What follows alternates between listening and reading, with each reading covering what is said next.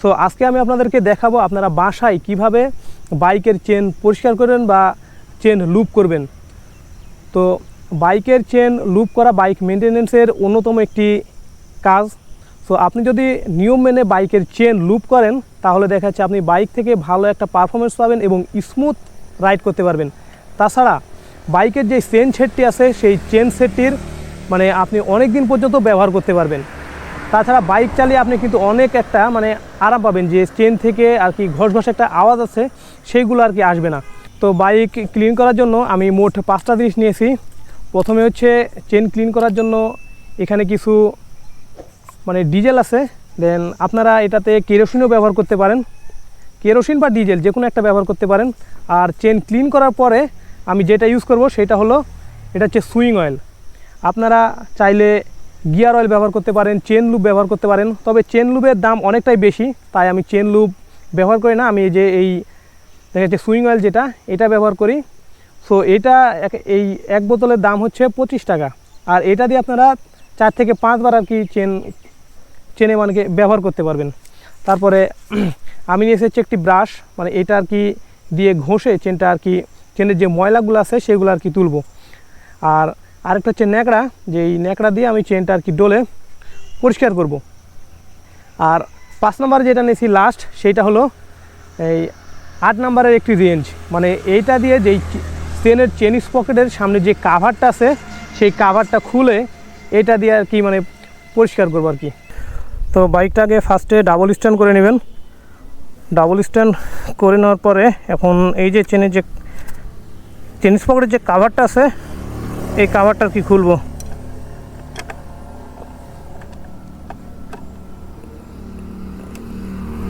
তারপরে যে উপর একটা আছে এটাও খুলবো।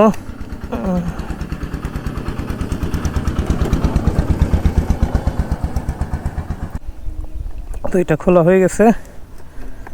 এই তো এটা বাহির করে কি করে,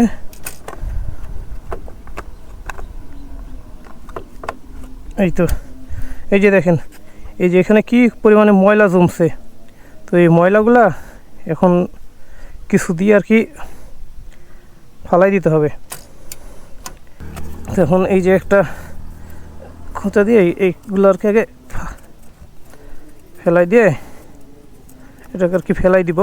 তো এগুলো ফেলানো শেষ। যে এখানে কিছু লেগে আছে এগুলো ফেলাই দিব। এখন কি করব, এখন আমার এই যেই বোতলের যেই ডিজেলটা আছে এইটা আমি আর কি এই টিপ নিতে ঢালবো। টিপ নিতে ঢালা শেষ। এখন কি করব, এখন যেই চেনটা আছে পুরো চেনটা আর কি এটা দিয়ে আর কি ভিজিয়ে দিব।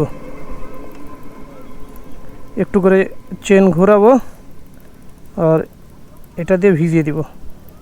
এগুলিনে একটু দিয়ে দিই যাতে সবগুলা আর কি নরম হয়ে যায়। এই যে পেছনের এই পাশটাতেও আমি আবার দিয়ে দিব।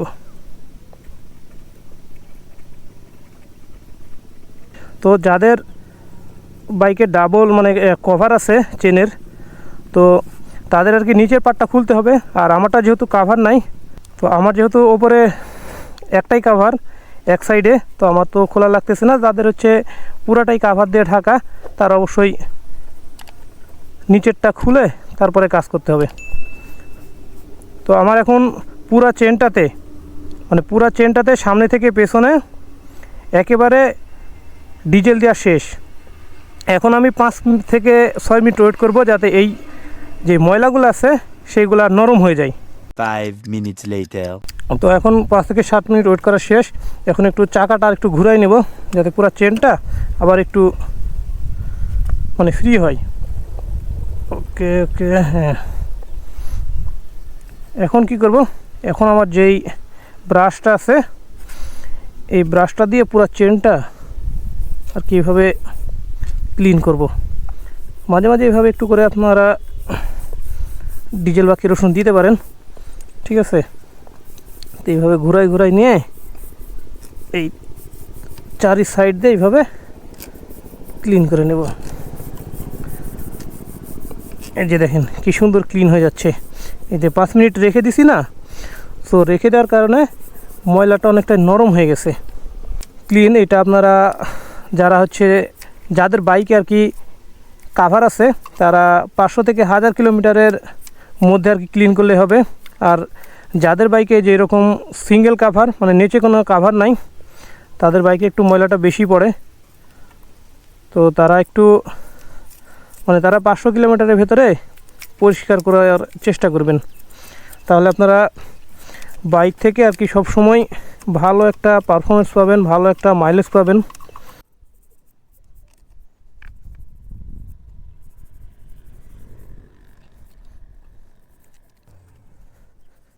পকেটটা ক্লিন করলেই হয়ে যাবে। তো দেখেন কতগুলো ময়লা ছিল, এই যে এতগুলো ময়লা ছিল এই চেনে। তো এখন মোটামুটি আমার ক্লিন করা শেষ। এখন হচ্ছে কি এই যে ন্যাকড়াটা আছে এই ন্যাকড়াটা দিয়ে পুরো চেনটি মুছে নিব। পুরো চেনটি মুছতে হবে ঘুরে ঘুরে এই পাশ ওই পাশ চার। এই যে দেখেন কত সুন্দর। সো আপনারা কিন্তু একটু দেখে শুনে ক্লিন করবেন। যখন আপনারা চেনটি ঘোরাবেন তখন যেন আপনাদের হাত মানে এই যে এই চেন পকেট আছে বা পিছনের যেই ইয়েটা আছে এটার ভেতরে না যায়, তাহলে মানে আপনার হাতটি কেটে যেতে পারে। তো একটু সাবধানতার সাথে আপনারা চেনটি ক্লিন করবেন। বাইকের চেন অলরেডি মোছা শেষ পর্যায়ে। দেখেন একেবারে কী অবস্থা, মানে একেবারে নতুনের মতো চকচক করতেছে, এত সুন্দর হয়েছে ক্লিনটা। তো আপনাদেরকে বলি, যেহেতু এই যে চেনের এইগুলো অনেক ধার আছে, হ্যাঁ, তো আপনারা এই ধারগুলোতে একটু লক্ষ্য করে করবেন যাতে আপনাদের হাতটা কেটে না যায়।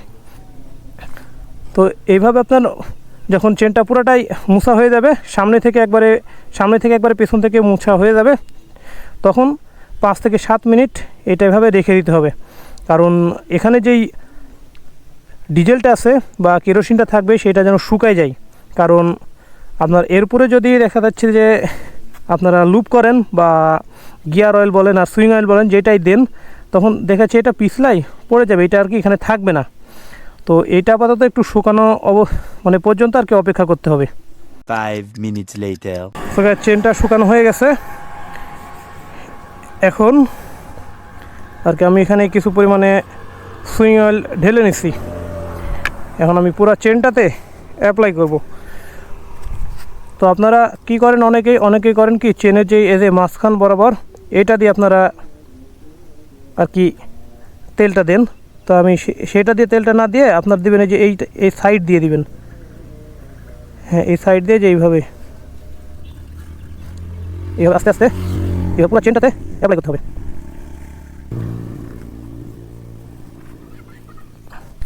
ওকে, এখন আমি কি করব, এই যেই কাভারটা আছে এই কাভারটা আর কি এখানে লাগাই দেব। যেহেতু ফাইনালি আমার বাইকের চেনটা ক্লিন করাও শেষ আর চেনে আমার অয়েলটাও দেওয়া শেষ। তো এখন এইটা আবার কাভারটা পুনরায় এবার লাগাই দিব। ওকে, এখন এই লাস্ট এতটুকু তেল আছে এটা আর কি আমি রাখবো না, এটাও দিয়ে দিব। আপনাদের যতটুকু দরকার ততটুকু আপনারা দিবেন, অতিরিক্ত দেওয়ার দরকার নাই, কারণ আপনি অতিরিক্ত যতটুকুই দিবেন ততটুকুই আর কি নষ্ট হয়ে যাবে। তো ফাইনালি আমার বাইকের চেন ক্লিন করা শেষ। আর এইভাবে যদি আপনারা নিয়ম মাফিক যদি চেন ক্লিন করেন বা পরিষ্কার করেন, তাহলে মানে আপনারা বাইক থেকে এত সুন্দর একটা পারফরমেন্স পাবেন, তাছাড়া প্রতি লিটার তেলে আপনারা মাইলেজও একটু বেশি পাবেন আর গাড়িটা আপনারা স্মুথ রাইড করতে পারবেন। সো আজকের ভিডিওটি যদি আপনাদের ভালো লেগে থাকে তাহলে অবশ্যই লাইক, কমেন্ট এবং শেয়ার করবেন। আর যারা এখনও আমার চ্যানেলটিকে সাবস্ক্রাইব করেন নাই তারা সাবস্ক্রাইব করে দেবেন এবং পাশে থাকা বেল আইকনটা অন করে দেবেন।